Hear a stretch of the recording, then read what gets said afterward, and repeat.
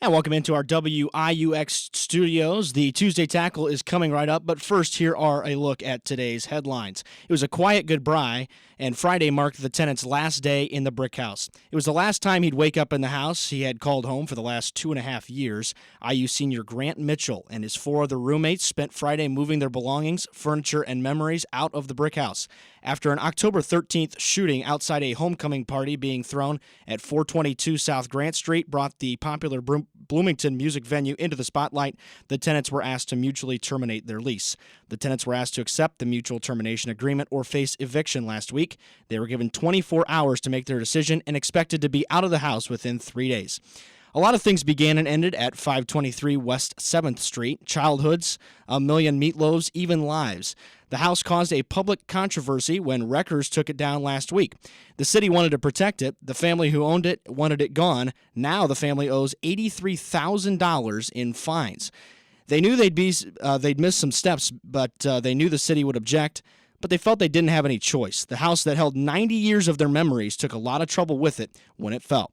There's no guarantees. A GM strike agreement leaves workers unsatisfied. At each tent, a campfire burned, and the wind whipped the white soot and embers in all directions. Union workers who had traded their T-shirts and sunglasses for sweatshirts and beanies sat in camp chairs or stood around the fire, waving their signs when the occasional car passed. It was late October, and it had been more than a month since the United Automobile Workers strike had begun at the General Motors plant, and autumn had arrived. Drivers still honked and waved, and the Bedford police still turned on their sirens in support.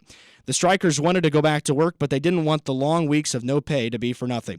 They wanted their share of GM's new wealth they believed they'd earned.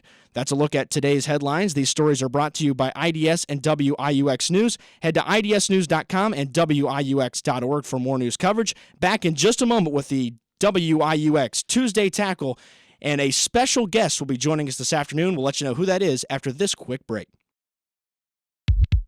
And welcome back to WIUX. This is the Tuesday Tackle. Alongside me this afternoon is a special guest, good friend of mine, Jacob Collins. Welcome, Jacob. Thanks for having me on, Derek.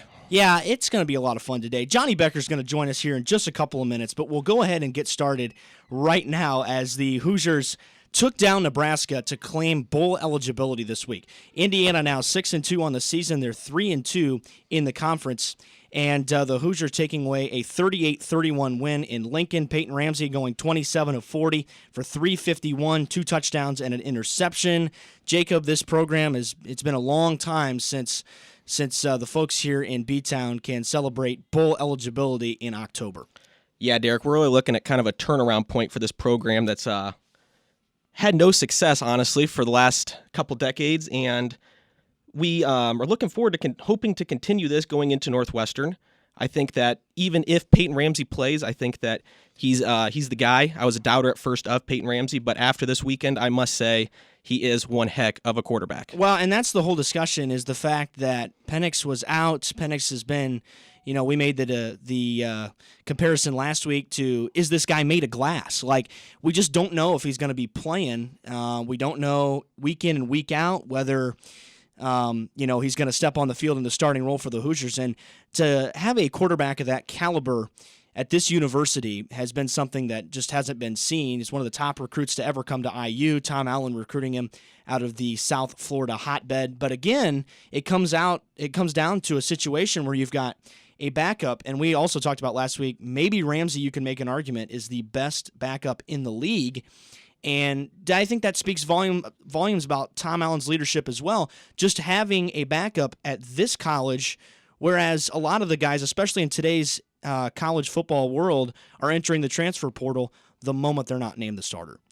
Yeah, and we talked some about this too, Derek. Is Ramsey really the backup at this point? Right. Or is he your guy? Right, exactly. Because at what point does he become the guy? Right. Exactly. After these performances that he's been putting out consistently, solid road win here, getting him to 6 wins, high-pressure situation, obviously, emotional victory. At what point does Tom Allen say, this is the guy we got to go with going forward as long as times are rolling really good? Exactly. We're going to continue this conversation in just a moment. Don't go away. This is a short break, not like those 2-minute, 50-second media timeouts in college football that you're going to see on Fox Sports 1 this weekend when the Hoosiers take on Northwestern. Be back in a minute. This is WIUX and the Tuesday Tackle. And welcome back in our WIUX studios. Jonny Becker joins us now to talk a little IU football. Johnny, the Hoosiers are 6-2. They get Northwestern coming up this weekend, a 7:00 game. This will be the first night game in November in Memorial Stadium history. So a lot of things going on here. Obviously, not a huge, game from a competitive standpoint because you get Northwestern, the worst team in the West, coming in. Arguably, I mean, now you could make a case for Purdue, but they've battled through some injuries. Northwestern's just been bad all year. It's been almost a month since they've scored a touchdown. They've gone back-to-back games without a touchdown. They got shut out this past week against Iowa, lost to Ohio State 52-3. Their last touchdown was in Lincoln, coincidentally against Nebraska.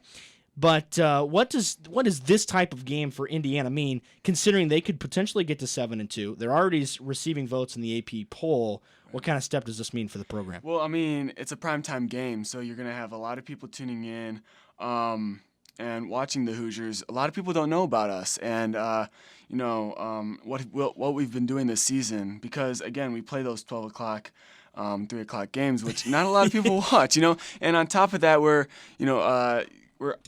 not many people want to watch an IU football game,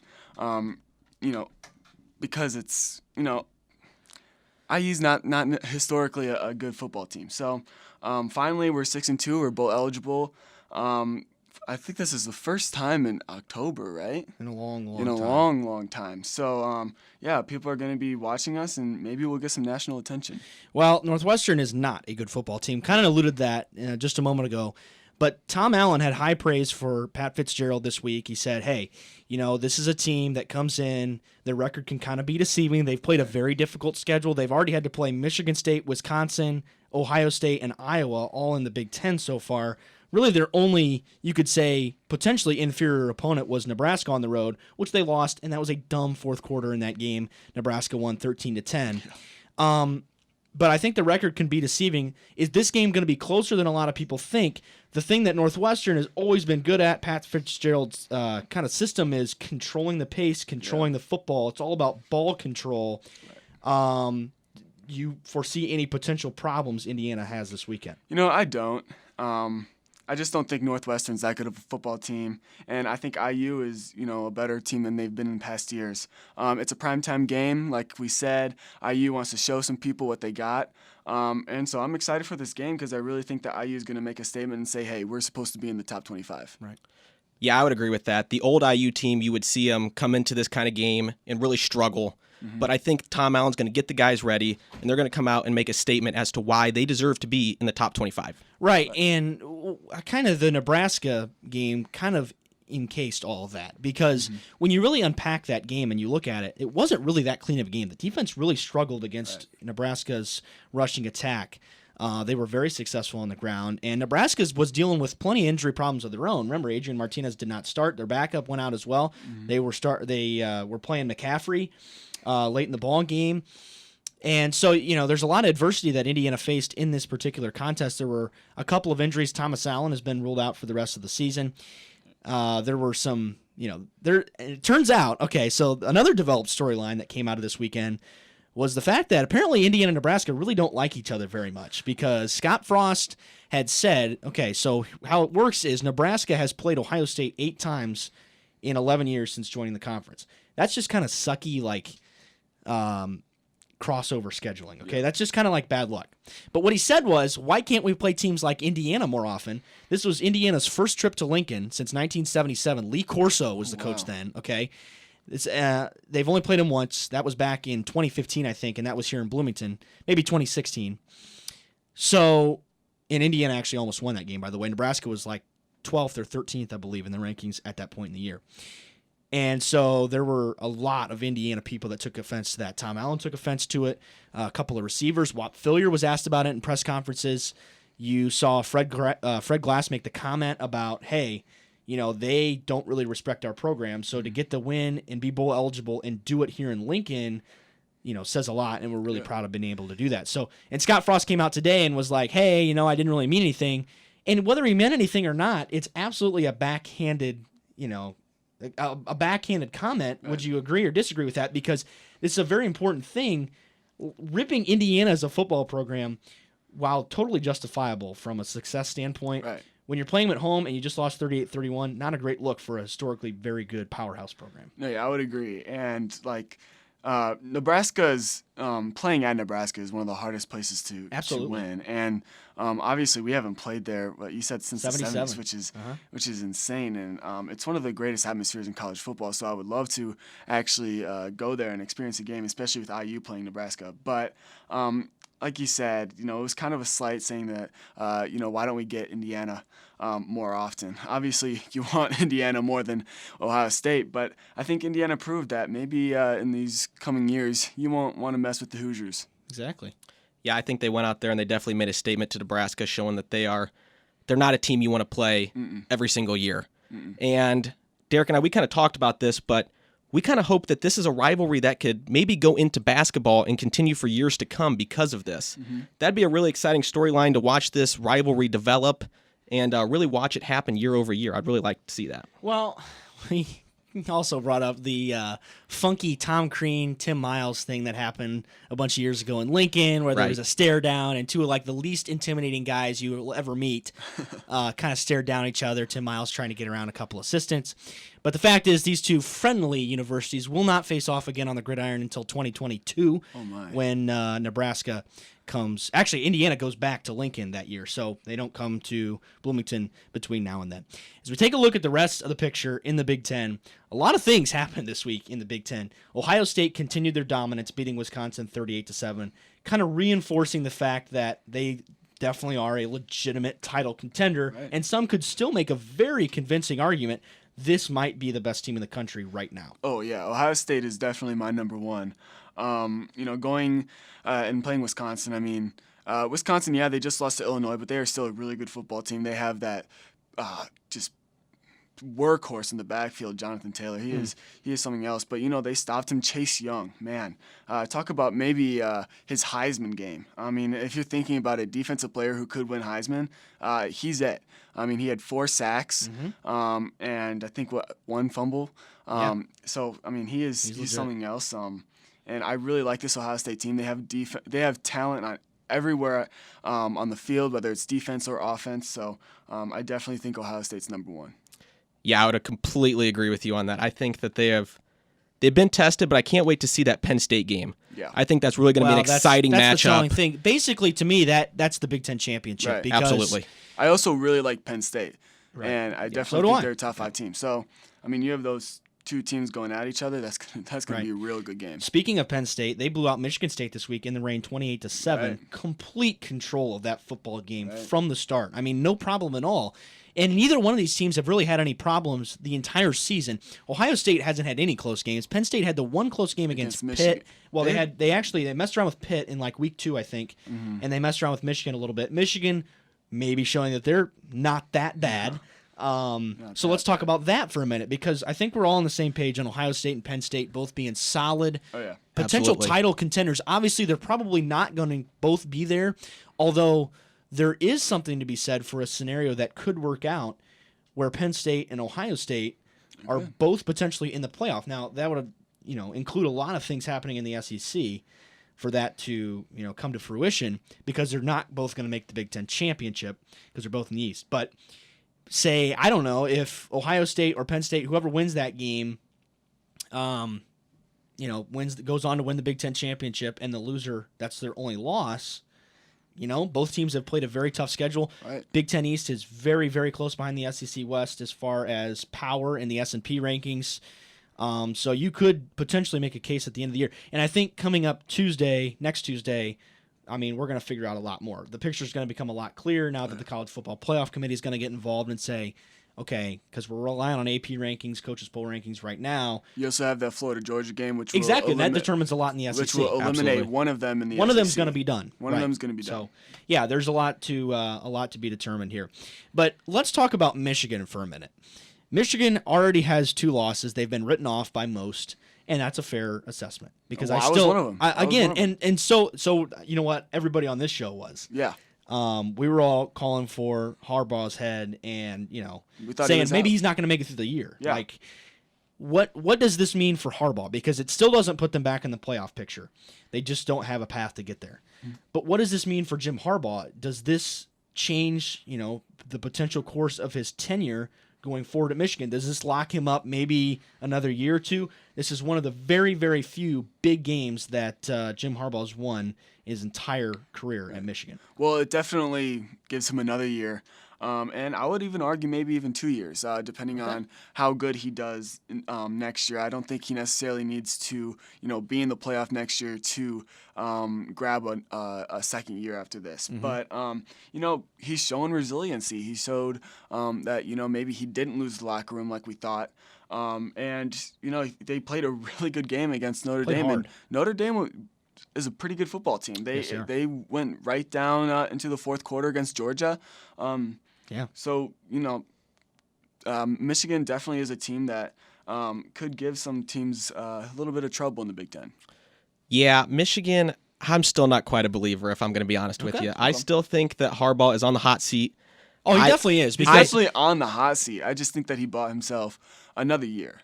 Maybe. If they win the games that they should and keep Ohio State at least close, I think he's got another year or two. Right. But if they lose to IU, and they have a relatively difficult schedule to finish out the year. Maryland can be kind of tricky. Maryland's got some skill players that are pretty good. They got destroyed by Minnesota this week, but that's not a bad football team. And then you get Michigan State, which has been kind of sneaky. Their defense is pretty good. That could be a low-scoring kind of rock fight like we saw Michigan have with Iowa earlier this year. Then you have Indiana, which we're going to talk about that in a little bit, but Ohio State to finish the year, of course. There's definitely some minds in there. I mean, there's not a guarantee at all that they're going to walk through even the next 3 games before Ohio State without picking up a loss. Yeah, I think if they lose one of those 3 games, the Maryland, Michigan State, or Indiana game, and if I think they lose by 10 or more points and then they get blown out by Ohio State, I have a hard time seeing them bringing him back. Okay. I think that he should be gone. That would make a Michigan a 4-loss team at that point, obviously not qualifying for any meaningful postseason. They're going to go to a mid-tier bowl. Right. Yeah, there's a lot to be discussed there. I still believe, and I've said this like every single week just because I can't wait for that game, and I hope it's a 3:30 game, and I hope it's ABC, and I hope everybody in the country gets to see it, because Indiana's going to end Jim Harbaugh's tenure at Michigan. Okay, that's just going to happen. I've said that. I keep saying it. It's going to happen. They've gotten close. I think this is finally. I mean, Indiana to this point in the season has gotten over every hurdle that they've never been able to get over since Tom Allen's been here, throughout Kevin Wilson's time here. Mm-hmm. I mean, even going back to the Mallory days, this is a place where you just haven't been able to get past that 6th win. Sometimes this is the first time since 2007 that it took them, they qualified for a bowl before the bucket game. That says a ton about the program. And I know the schedule has aligned to a certain point this year where, it kind of favored them. The crossover games weren't that bad. Nebraska on the road looked bad at the start of the year, and then we're like, maybe Scott Frost isn't as far as long as we thought he might be. But I just think this Indiana team has all the components to do it. Michigan can't score. Now, they showed that maybe they can. They struggled to score last week. Right. They have that one. They have that one running back. That's fair. What's Charbonnet or something? He's good. He's a good player. And he was dominant. Granted, the weather played a big factor in that game as well, just like it did across the Midwest this week. And so Michigan was forced to keep it on the ground. They were very successful doing that. Mm-hmm. Notre Dame knew the run was coming and still couldn't stop it, which says a ton too. Right. So, but anyway, you look at a Michigan team who does, they struggle to put points on the board, but their defense is really good. They're going off. They will be facing an offense that has also been equally as damaging in the Big Ten, one of the best in the Hoosiers, who have now scored 30+ in 6 games, which gives Kalen DeBoer a nice hefty $25,000 bonus. So that's nice. Anyway, outside the Big Ten, a ton happened in college football still. Okay, that we haven't even talked about yet. LSU beat Auburn 23-20. Big game there. LSU hangs on. Auburn that was a very close game. LSU took command in the 4th quarter before Auburn got a late touchdown to make it look a little closer than it was. Yeah. But it's a 10-point game in the 4th quarter. How good is LSU? We've seen a lot of LSU. They've had a lot of big games so far. You saw them play Florida. And, what do you think of this Tigers team as far as their national title hopes? I'll be honest. They showed a couple holes against Auburn. And I totally agree. Auburn really dominated most of the game. In fact, you could argue, the entire game. If it wasn't for a few missed holding calls, and I'm going to go there. Yeah, I can't believe you're going there. Yeah, I'm going to go. But I'm going to okay. go there. And it was the same way versus Florida too. Yeah, of course it was. It was Yeah, the that same one's way seen through a biased lens. So I'm gonna whatever. You can say that, but you can't say anything else. But no, seriously. If there's definitely some questionable calls and missed calls in that game, but LSU is definitely a top 3 team. They're number 1 in the AP poll right now. And this LSU, Alabama. I think they deserve Alabama to be, by the way. Oh, they definitely their deserve to quality be number wins 1. are right. way better They than beat anybody else Auburn, has. Florida, Exactly. Texas, right? Right. They went on the road to beat Texas. They went on the road to beat Texas. So they have some really good quality wins. And this LSU Alabama game in 2 weeks is going to be something special. Yeah. Yeah, it really is going to be something special. I think right now LSU definitely deserves to be at that number 1 spot based on their resume. I mean, they've beat teams that their schedule is just so hard. It's so hard. Mm-hmm. As far as the best team in the country, I still have to give it to Ohio State. Just the eye test. I mean, so do I. I I agree. think Ohio State passes the best eye test right yeah, now. absolutely, because their games have not even been they have showed 0 Right. holes. Their defense looks phenomenal. Yeah, Their they really offense have looks not showed a big phenomenal. weakness. Yeah. Mm-hmm. I And just- LSU showed those holes against Auburn. Absolutely. They were kind of And, exposed a little bit. honestly, I think if LSU makes it to the SEC championship and you get a Florida or Georgia playing, I don't think that LSU wins that game. I think Georgia or Florida will win that game. Okay. All right. would agree. All right. All right. I'm down for that. That's cool. But they have to get past Alabama first. Exactly. Right, Which And is a that's- test in itself. Exactly. Which is a That's test in like, itself. that clears up a lot of things. If too. Tua That's- is Tua cleared? Do we know? Tua, it's unclear at this It's point. unclear? It's not 100% clear Yeah, I didn't at think this so. point in time. So there's still a lot of question marks. I think coming that's a big question as well. I think Uh-huh. if Tua Yeah. plays, Alabama wins. If Tua does not play, then LSU wins. there. Okay. I would agree. So TCU also beat Texas, which really isn't that big a deal because Texas wasn't going to make the playoff anyway. Texas is out. They're done for sure. But the way more grabbing headline this week was K-State at points in the second half was blowing out Oklahoma at home, 25-point lead in the third quarter, and the Sooners actually made it really, really close. In fact, went as far as getting an onside kick while down 7 late in the fourth quarter, which was reviewed, and it hit an Oklahoma player at about 9.5 yards. So it was ruled illegal touching, Right. and they didn't get the ball after that, and K-State took knees and ran out the clock. Right. But now Oklahoma has one loss, which this almost always happens every single year to most teams. Mm-hmm. Like they have this one loss, and what will the committee do with them? If they win out, assuming that everything else plays out as like we think it will, is Oklahoma still a playoff team? That's a tough one. It's a really tough question. Because they do play in the Big 12, Which has been really good this year. It's been really good. They have Baylor. Baylor's undefeated Exactly. as well. Right. So I think Baylor might be the favorite to win the Big 12. And, Right. If you've watched Baylor, they are a really, really good football They're team. totally underrated football team. Yes, they Absolutely. are very underrated. And honestly, I think that I would pick Baylor right now to beat Oklahoma because I think Kansas State showed the holes that Oklahoma has in their defense. Because going into this game, we thought Oklahoma's defense, they may actually have a legit defense to actually do something in Which the they playoffs. haven't had. Which they haven't had. Exactly. Well, they showed that. Yeah, maybe it wasn't the case, Skylar Thompson just ran all over them. And let me say something. I was super impressed with that kid. Kind of reminded me of Tim Tebow. Just a little bit. But, yeah, I mean, Interesting I think Baylor right now is the favorite to win the Big 12, which would Right. basically eliminate Oklahoma. They play Baylor in 2 weeks, correct? Right. Yeah. Yeah, I think that game is going to be really interesting. Baylor is definitely an underrated football team. It's at Baylor as well. It's at Baylor. It's at Baylor as well. I got to give the slight edge to Baylor. I think that Oklahoma, like you said, serious holes in the defense.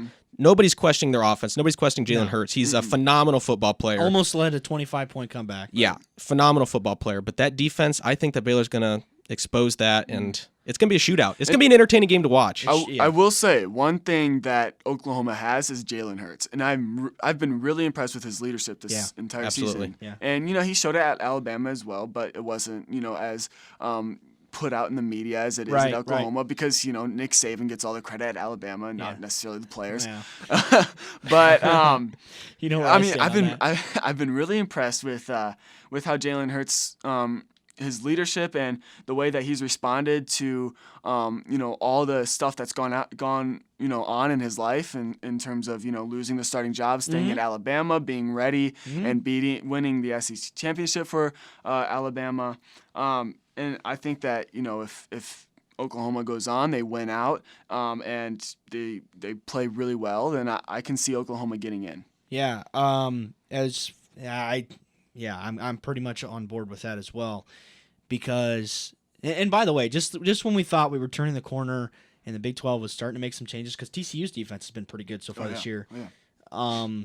No, I mean, just watching that noon game just unfold was just like, yep, it's still the Big 12. Like, you just can't really change it. It's just what it is. So you look at this week, and the overall slate of games, it's pretty weak. And this is not even a headline game. This is just the only game featuring a ranked team in the Big 10 this week is Michigan, as they travel to Maryland for a nooner. Michigan's a 21-point favorite in that game. Are they going to have any trouble with the Terps? Terrapins are 3-5, but again, we've seen them be pretty sneaky. Carved up Indiana defensively. Again, Indiana's had problems the last 2 weeks on defense, coming away with the win.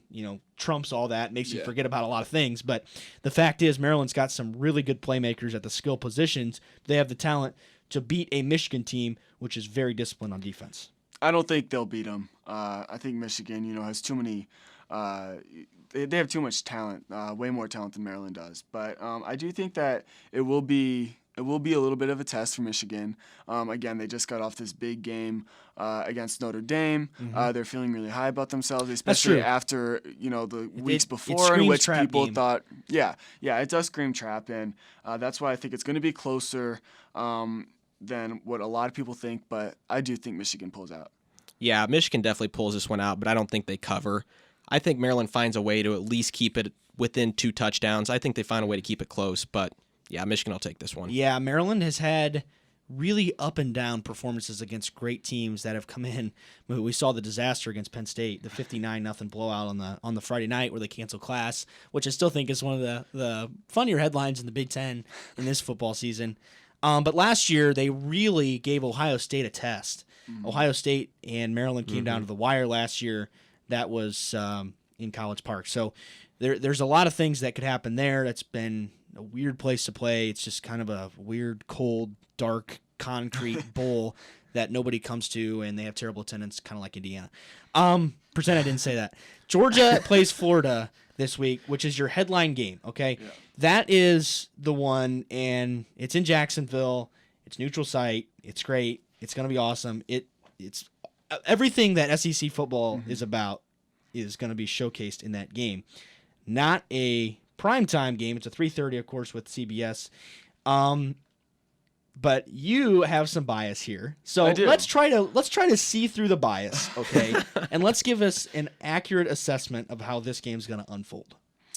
All right. Well, so Florida's only loss this year is to LSU. The wheels are turning. The bias is still kind of Florida's only loss this year has been to LSU, which was a lot closer than what the final score indicated. If Kyle Trask cannot throw in that interception in the end zone, maybe it's a different outcome. Right. And it would have been a lot closer. That's true. Georgia obviously has 13 five-stars on their team, and Florida has none. So there's clearly going to be a talent difference there, right? Jake Fromm and Kyle Trask actually have similar numbers, even though Kyle Trask has only started in 5 games now, and Jake Fromm has started in every game. Right. The run game for Georgia is much better than Florida. DeAndre Swift is, probably a top 2 back in the SEC. But here is why I'm going to take Florida, and it's because of Dan Mullen and the coaching staff at Florida. I do not think that Georgia's coaching staff, in terms of X's and O's, are as good as what Dan Mullen will do. And we saw it against LSU. We've seen it against Michigan last year. We've seen it against multiple teams. And we've also seen it with him at Mississippi State with much less talent. He was going into the fourth quarter with leads against, Alabama, Auburn, and some of these top teams. Right. So that's why I'm going to have Florida. But, hey, this is a playoff game right here. If you win, then you have a chance to make it into the playoffs. If you lose, then you're out. So it's a win. It's a must-win for both of these teams. And this is the beauty of college football, that every week matters. Absolutely. I'm going to have to give the slight edge to Florida, too. Why? Okay, wait. Right now, Georgia is favored, I think, by 5 points. 6.5 now. 6.5 now. Is that what it is? At 5. It's 6.5 now. Why does everybody on this program jump on the Florida bandwagon? I Because am not on the this Florida guy, bandwagon. You're on the Florida bandwagon. No. It's called influence, my man. Yeah. It's called influence. All right, continue. I'm just not that impressed with Georgia. Neither am I. They lost to South Carolina. They did not look impressive against Kentucky. Granted, neither did Florida until Kyle Trask came in. Georgia did not look that convincing against Notre Dame. Yeah. Need I remind you? Oh, And that's they fake news. Okay, wait a minute. Time. Because, no. You have to understand that Notre Dame is a good football team. I understand they sucked last week, but that was in the rain in the big house. Totally different, okay? Georgia's a very difficult atmosphere, and I'm not trying Absolutely. to... I'm not Absolutely. saying that it wasn't. Yeah. But the weather was way, way better. It was in the 60s. It was a perfect weather night. Notre Dame played a very solid football game at Georgia and almost pulled off what by many would have considered an upset. I mean, this was a game where Georgia was favored by 3 scores, okay? Yeah. But Notre Dame played a very tight game, and it came down to a 4th and mid-range on the 40 in the last 40 seconds of the game. So to say that, I think you're not giving Notre Dame enough credit here, and you need to be nicer to the Irish. No. Because No. I hate Notre Dame. Like, I am a hater, but I'm just saying, like, I just think the criticism of Georgia is kind of too much. Like, are we just not liking Kirby's visor? Like, what is this? Like, I don't know. Like, I just don't. Okay, they struggled against South Carolina. They struggled against Notre Dame is a good football team, yes, but they struggled against Notre Dame. They've struggled against Kentucky, who started a wide receiver at quarterback. Exactly. Okay. And you're trying to tell me that okay. All right, you know what? I buy the offensive concerns. I get Right, it. I understand their that. defense is really good. Their defense Absolutely. is and good. their run game is Absolutely. really good. Which your defense being good is going to make you look ugly sometimes if your offense isn't that. DeAndre Swift averages 6 yards per carry on first down. So if you stop DeAndre Swift on first down, and you get them behind the chains, then, I mean, if you're forcing Jake Fromm to throw, Jake Fromm is not going to be able to throw against this Florida secondary, which is number 1 in the nation in interceptions. Right. And they're top 10 in the nation in sacks. I'm just saying. I'm just saying. Look, okay. And they're bringing back Grenard and Zuniga, who they didn't have against LSU. So let me clear this up, Derek. Are you taking Georgia? I am taking Georgia. I'm taking Georgia by 2 scores. Well, Georgia wins by 14 scores. points. 14. Georgia wins 35-21. Just so you know. And I'm just Really? laying that out there. Georgia's going to win this game. How come? Because listen, How come? Okay, you have to understand that again, we're not giving credit to Georgia here. But why should we? Why should we? Who have they beaten? Okay, They haven't beaten everybody anyone. has. Look. Notre Dame is a They've quality beaten win. Vanderbilt, Murray State, Arkansas State, Notre Dame, Tennessee, and Kentucky. Notre Dame is the win. Okay, Notre Dame is the win that Notre- sets them apart. Notre You Dame's win the by one that 6 sets them points apart. to Notre Dame, who's going to fall out of the top 20 probably. No, they're not out of the top 20 because the AP poll's biased. But Okay, whatever. Look, They should lost be. to a Notre South Dame- Carolina team. South Carolina was a terrible loss. But how many times have we seen teams make the playoff or recover after a really bad loss? Okay, so I'm saying Florida And look, just lost against the times LSU. When they look ugly, it's because their offense isn't that good. Yeah. And I'm not trying to cover that up, okay? But the simple fact remains their defense is good enough to win them any game.